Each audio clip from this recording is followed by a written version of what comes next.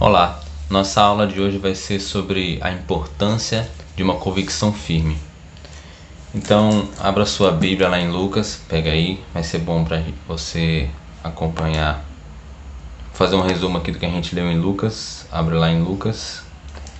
Então, no capítulo 1 de Lucas, a gente viu o anúncio do nascimento de João Batista, o anúncio no nascimento de Jesus, a visita de Maria a Isabel, a canção de Maria, o nascimento de João Batista. A gente viu o nascimento de Jesus em Lucas 2. A gente viu os pastores, Jesus apresentado no templo. E no capítulo 3 a gente vê o começo da pregação de João Batista sobre arrependimento dos pecados e batizando o povo, levando o povo a se arrepender dos seus pecados, preparando o caminho para Jesus. E no capítulo 3, versículo 21 e 22, diz assim: Quando todo o povo estava sendo batizado, também Jesus o foi. E então, enquanto ele estava orando, o céu se abriu e o Espírito Santo desceu sobre ele em forma corpórea, como pomba.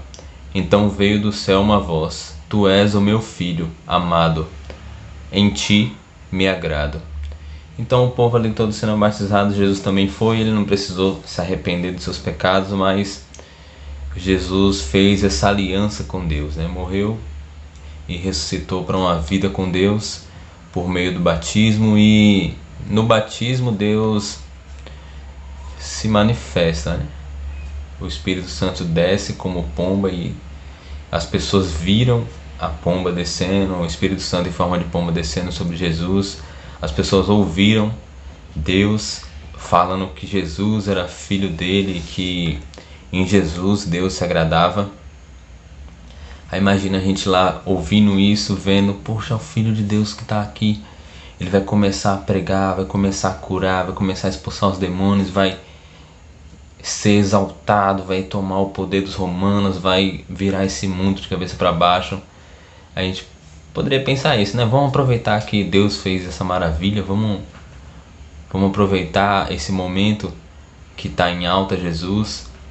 Mas o plano de Deus foi diferente, né? No capítulo 4, Lucas diz assim, versículo 1: Jesus, cheio do Espírito Santo, voltou do Jordão e foi levado pelo Espírito ao deserto, onde durante 40 dias foi tentado pelo diabo. Não comeu durante esses 40 dias e, ao fim deles, teve fome. Versículo 3: O diabo lhe disse: Se és filho de Deus, manda essa pedra transformar-se em pão. Jesus respondeu: Está escrito, nem só de pão viverá o homem.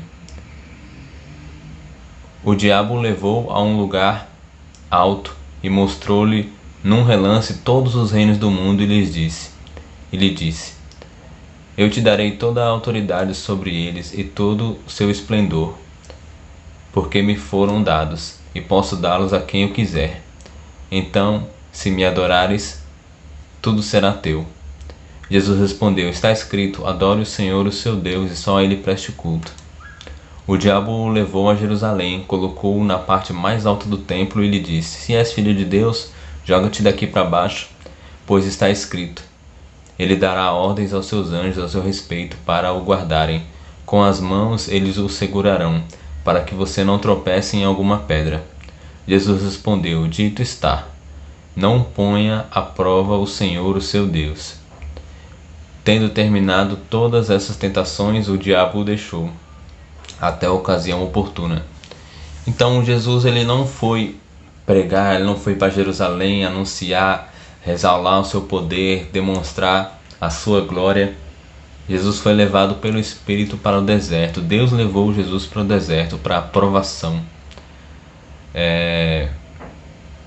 para peneirá-lo, para fortalecê-lo, para tirar as amarras, as muletas e provar a fé dele em Deus, o relacionamento dele com Deus. O deserto é isso, né? As privações, as dificuldades, elas provam a nossa fé. E ele foi por 40 dias sem comer.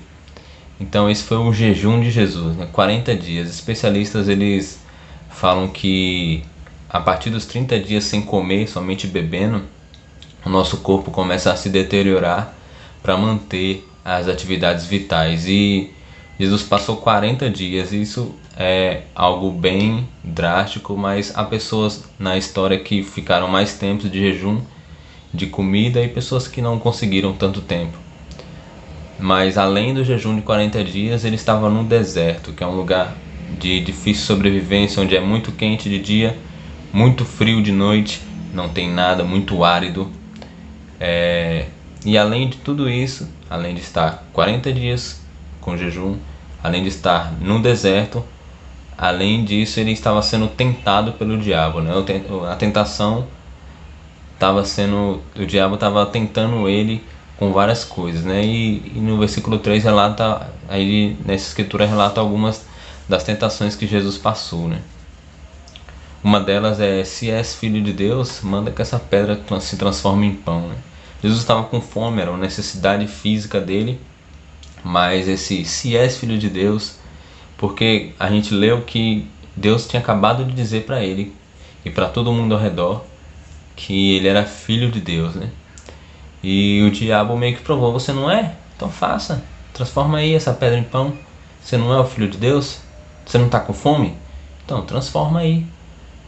E Jesus, por meio da sua convicção, ele lembra das escrituras e fala: ó, nem só de pão viverá o homem, mas toda palavra que procede da boca de Deus. E esse relato é Moisés em Deuteronômio 8:3, quando ele lembra ao povo que Deus mandou o maná no deserto. Lembra o povo de Israel que Deus mandou o maná no deserto para que eles pudessem se alimentar. Isso vindo de Deus, né? Esse pão que vem de Deus, esse sustento que vem de Deus. Então Jesus rebate: ó, eu estou aqui passando essa necessidade, mas foi Deus que me trouxe. Deus me trouxe até esse deserto, e nem só de pão eu vou viver, mas eu vivo da palavra de Deus. Deus vai me alimentar, Deus está comigo, eu não preciso provar nada para você. Aí o diabo levou ele, mostrou todo o esplendor da glória da terra e falou: ó, se você me adorar, se você se prostrar aí, eu te dou tudo isso aí. Aí tentou Jesus na soberba, né, na ganância. Tentou Jesus de uma forma de ele querer toda a glória, todo o esplendor, os bens materiais, o poder de toda a terra. E Jesus novamente combate com as escrituras, né? A convicção dele é alicerçada na palavra de Deus. Ele fala que adore o Senhor, o seu Deus, e só a ele preste culto, que é em Deuteronômio 6:13, na referência que foi logo depois dos 10 mandamentos, que Moisés entregou os 10 mandamentos, ele começa a orientar o povo, e esse também é um dos 10 mandamentos: adore o Senhor, o seu Deus, só a ele preste culto. É o primeiro mandamento dos 10. Então essa convicção de Jesus, o diabo vem e tenta, ele rebate com a convicção, com a palavra de Deus. E na terceira, no versículo 9, ele tenta junto com a Bíblia, né? Você não é filho de Deus? Aí levou ele para o lugar alto: você joga daí, não está escrito? Tu é cheio de entender a Bíblia, então não está escrito que os anjos vão te proteger? Aí ele usa Salmo 91, né? que diz que os anjos vai proteger, vai guardar, vai segurar pela mão para que não tropece. Mas Jesus entende a astúcia do inimigo, né? E de novo, por meio da palavra, ele combate a tentação, né? Ele cita Deuteronômio 6:16, que diz que não põe à prova o Senhor seu Deus, né? E o contexto desse é ele lembrando quando o povo reclamou de que Deus não estava dando água. Eles provaram a Deus isso, né? Reclamando de que eles estavam passando necessidade, né? Então a gente vê a convicção de Jesus sendo posta à prova, né? E como essa convicção se manifestou, né? E o significado de convicção é crença ou uma opinião firme a respeito de algo, com base em provas ou razões íntimas, ou como resultado da influência ou persuasão de outrem. Convicção também é um sinônimo de convencimento. E sinônimos, sinônimo de julgamento, de crítica, de ideia, de juízo, de opinião, de parecer. E o antônimo, que é ao contrário, o oposto de convicção, é a dúvida, é a incerteza. A convicção é uma certeza, é isso, essa é a verdade, eu acredito nisso. E a dúvida, o contrário da convicção, é a dúvida. Não sei se é isso mesmo, será que é? E isso é bem parecido com o que o mesmo diabo tentou o primeiro casal, né? Tentou Adão e Eva. Porque Deus disse, não comam desse fruto, porque no dia que vocês comerem do fruto da árvore do conhecimento do bem e do mal, certamente vocês morrerão. E a serpente tenta, dizendo, mas vocês podem comer de todas as árvores. Aí Eva repete o que Deus disse. Ela, não, vocês não vão morrer não se vocês comerem, vocês vão ser conhecedores, vocês vão ser igual a Deus, vocês vão conhecer o bem e o mal. Aí esse ser igual a Deus entra na cabeça do ser humano, ele pensa, eu vou ser igual a Deus, mas esse conhecer o bem e o mal, sem a capacidade para entender, para discernir, isso levou à nossa condenação, à desobediência, ao pecado, ao nosso afastamento de Deus, e veio a trazer muita desgraça para a humanidade, né? Então essa falta de convicção, se Adão e Eva tivessem realmente convicção, não, Deus disse que não é pra gente comer, e não é pra gente comer, não há nada que você possa dizer aí que vai convencer a gente. Deus disse que não, a gente vai obedecer não. Só que a convicção deles não foi firme, diferente da convicção de Jesus nesse episódio do deserto, que foi firme. Ele sabia o que estava escrito, está escrito isso, não pode adorar outros. Está escrito, nem só de pão vive o homem, Deus sustenta, na palavra de Deus vem o sustento, vem a vida. E da adoração, e também que não pode não pôr Deus à prova, né? Então Jesus tinha essa convicção muito firme que Deus tinha levado ele até o deserto. Tinha convicção muito firme de que ele era o Filho de Deus e não precisava provar isso para ninguém. Jesus tinha convicção firme na palavra de Deus. A palavra estava enraizada dentro dele. E Jesus tinha convicção firme que Deus sustentaria naquela situação. E olhando para mim e você olhando para você, você tem essas mesmas convicções que Deus trouxe você até o ponto onde você está hoje? Você tem a convicção que você é o Filho de Deus e você não precisa provar nada para ninguém? Você tem a convicção profunda na palavra de Deus? E você tem convicção que Deus vai te sustentar em qualquer situação? Essa convicção do amor e do poder da fidelidade de Deus. Às vezes eu também duvido do amor de Deus quando eu peco, quando eu caio, quando eu me sinto culpado. Será que Deus vai continuar me amando? Eu duvido do poder de Deus quando eu olho para os meus defeitos, para os meus problemas e acredito que Deus não vai conseguir mudar, mas Ele pode. Também duvido da fidelidade de Deus quando eu olho para as Escrituras e não realmente acredito que aquilo é real na minha vida, foi real no passado e vai ser no futuro em relação às promessas. Então precisamos ter convicção profunda no amor, no poder, na fidelidade de Deus, na palavra, em quem nós somos, quem Deus é. Isso é importante porque a gente está no deserto, né? Esse mundo é um deserto. A gente vive provações diárias. Ninguém tem uma vida 100% plena.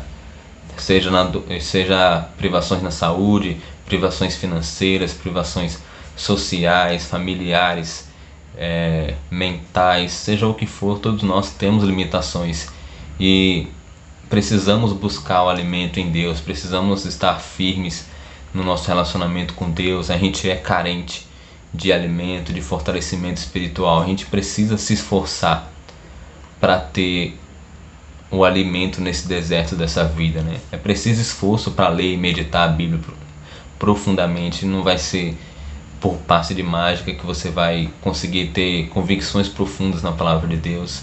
É preciso esforço para orar. Algo tão simples, orar, sim, mas é tão desafiante você realmente se concentrar, separar um tempo do seu dia. Esse tempo aqui eu vou orar a Deus, e no meio da oração você não começar a pensar em outras coisas. Eu tenho essa tentação muito grande, a mente começa a vagar por outros lugares, depois pensa, eita, eu estou orando, não, Deus, e continua a oração. Também é necessário esforço para ter relacionamento profundos com outros irmãos e irmãs. Não é possível a igreja ter uma união sem realmente um esforço direcionado para isso, sem uma intenção. Não, o nosso objetivo aqui é ser unido Porque se a gente deixar a nossa natureza, a gente, cada um pro seu lado, cada um no seu egoísmo, nas suas mágoas, nos seus ressentimentos. E também é necessário realmente convicção e esforço para a gente não cair nas armadilhas, não cair nas tentações, não pecar, não deixar nosso coração se endurecer, não se deixar levar pelo pecado. Então o objetivo dessa aula mesmo é encorajar a cada um a ter convicções firmes na palavra, a orar, a ter um relacionamento profundo com Deus, com os irmãos, e realmente ter convicção de que o pecado é a decadência, nossa decadência, que a gente precisa fugir, que a gente precisa se arrepender dia após dia, para que a gente possa viver uma vida firme com Deus, para que a gente possa agradar a Deus, para que Deus possa se alegrar de nós e que a gente possa também experimentar cada vez mais de Deus, ser uma bênção na vida das outras pessoas, viver uma vida plena com Deus, mesmo nesse deserto, mesmo em meio a privações, tentações, sofrimento, mas Deus tem uma firmeza nessa convicção, uma verdade, uma fé, um propósito, uma eternidade, tem promessas. Então viver essa vida com Deus realmente de verdade, vestir a camisa do evangelho, do cristianismo, de seguir a Jesus de verdade, de não ser frio ou morno, mas realmente ser quente para Deus, da forma que o agrada, não para as outras pessoas, não para agradar as pessoas, mas para agradar a Deus, por amor a Ele, pela cruz. Que Deus nos abençoe e fiquem com Deus.